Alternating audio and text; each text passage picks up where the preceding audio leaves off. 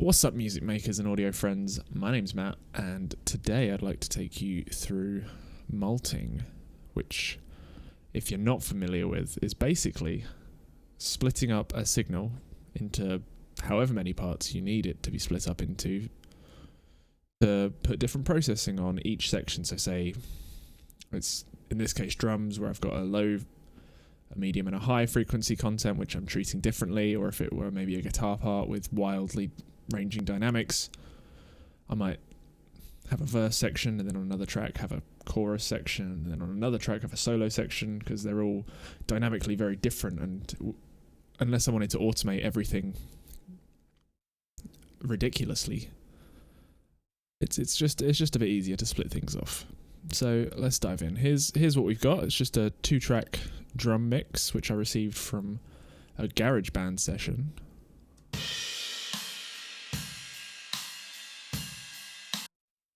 It's okay. It's fairly well balanced. Because of its GarageBand, and it's that cool thing where you basically get to pick a drummer and a style and how many fills they do. Because it's that, we don't have access to the original mix. We can't get every kick, snare, drum mic.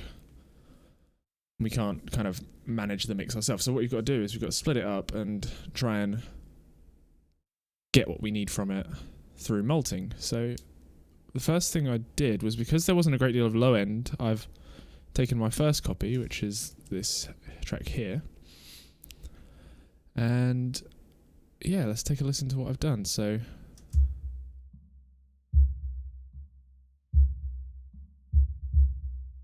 basically I've turned this into a subkick using this really cool free plugin from, I can't remember who it's from, but called the SK10, and it is a subkick emulator. It does a low pass and does a low pass, and I feel like it gates as well, or the low pass is just really intelligent, and it generates a load of content. So incredible plugin, gets a really cool sound, and yeah, just super simple. It's free. Just go check it out if you can.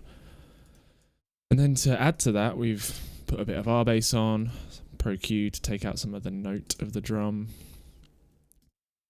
Right, so let's hear that with the original. Oops. So yeah, it adds in a lot of the kind of weight to the kick drum. Adds a nice kind of up and down motion, really reinforces the beat of the song. Right, so onto the mid-range, where I wanted to enhance the width, chop off the top end and the low end, because we've already created a nice meaty low end, so now we just need to get some energy out of the mid-range. And what I've opted for is to add some width, which helps pull up the cymbals, some compression, which should help take down the snare, and then some lo-fi saturation, which is super cool, because it kind of, I'll show you, but it kind of tucks in the cymbals and pulls the snare up a little bit. So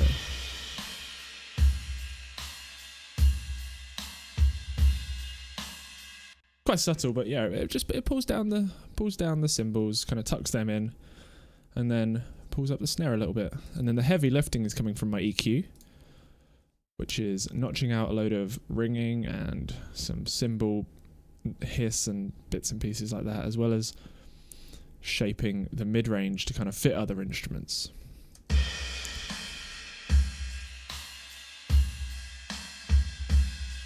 Really kind of hones in the mid-range, and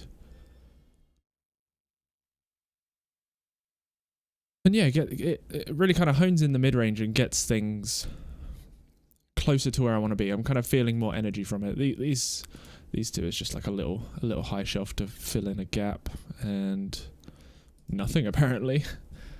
Always good to have plugins that aren't doing anything. I'm sure that's great for the signal path. Okay, so top end. So we've got our low end, our reinforced mid-range, and now we've got something that we're going to try and get the top end for. Let's turn my groups off.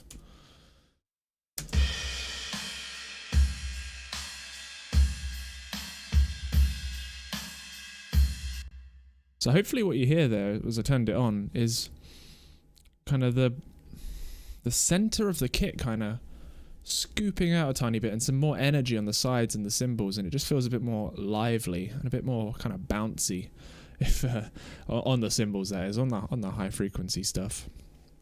And what we're doing there is another really cool free plugin. I don't really know why. It's just a high pass filter really, with like a different, with adjustable amplitude and a mix knob, but for some reason I think it sounds better than a normal high pass. I wouldn't use it necessarily for every feature. There are some things that do just need a clean high pass filter, but this adds a bit of something. I guess it maybe adds a bit of a bark. I don't know. And then we're just doing a bit of compression to even out some of the big cymbal hits, notching out some whistles and some hisses, adding some more width, because we really want our cymbals to be on the side. We want our kick, our snare, and our vocal to fill the middle, but these narrow drums kind of are taking up too much space in the middle, so trying to nudge them out to the sides as best I can. And then some VMR. Again, these two modules are free. I don't have any of the paid stuff because, I have some paid plugins, but yeah, still just a broke engineer like most people are. I can't afford all of the good stuff.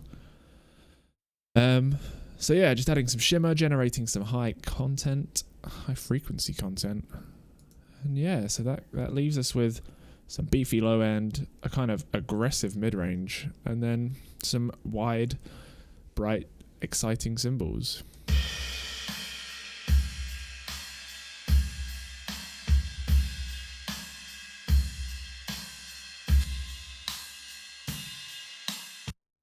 Kind of feel like there's a bit more of a tail on all of the notes. Like, I don't know, I'm quite happy with where we're at, but we're missing a lot of the snare weight. That's one of the key problems with this recording, and why I opted to mult it was because the kick and the snare were clashing with each other quite a lot. I thought if I could create a sub kick with the SK10, I'd be able to use the mid range to get some really fat snare sounds without having to crank in too much low end. But unfortunately, they clash a bit. So my answer to this was to take one of Warren Hewitt's marvelously good samples give them out for free. I think they've been used with the Fray, with Aerosmith. So these are some pretty top tier samples that the guy's just handing out for free. So always jump on free stuff where possible.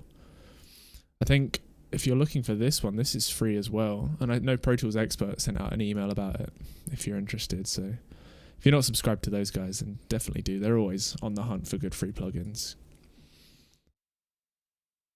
So yeah, this snare, let me just show you so you can really feel it during the verse. If I just groups on, play with the song without first, I guess. And then with. Oops.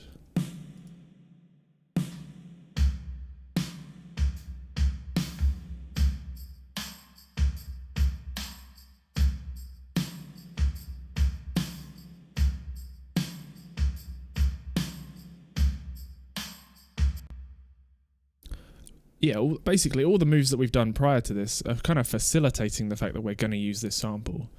I mean, I obviously didn't do it in that order. I didn't know how this sample exactly would fit in, but it's kind of you massage things into place, and basically what I ended up with was a snare drum that kind of filled out the mid-range and gave some real impact and kind of helped with the backbeat, because the SK10 and the low frequency stuff we were doing really helped add like the downbeat, and then we were kind of missing the backbeat off this song, and it's a very simple beat. You kind of need quite a strong down and backbeat. It is just a boom ka, so we kind of need those beats quite strong. And by compressing and saturating and making our mid range more aggressive, we're kind of losing some of that. So this sample really helped out. And yeah, let's just have one last compare between what we had, which was this.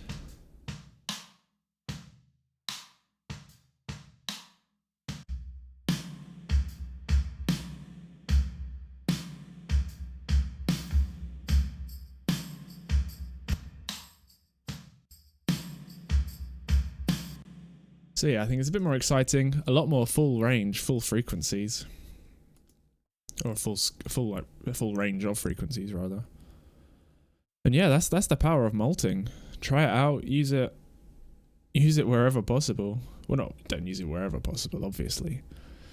Use it where you think it can benefit. Like I said, this is an entry level client who doesn't have access to be able to record real drums, doesn't have expensive samples.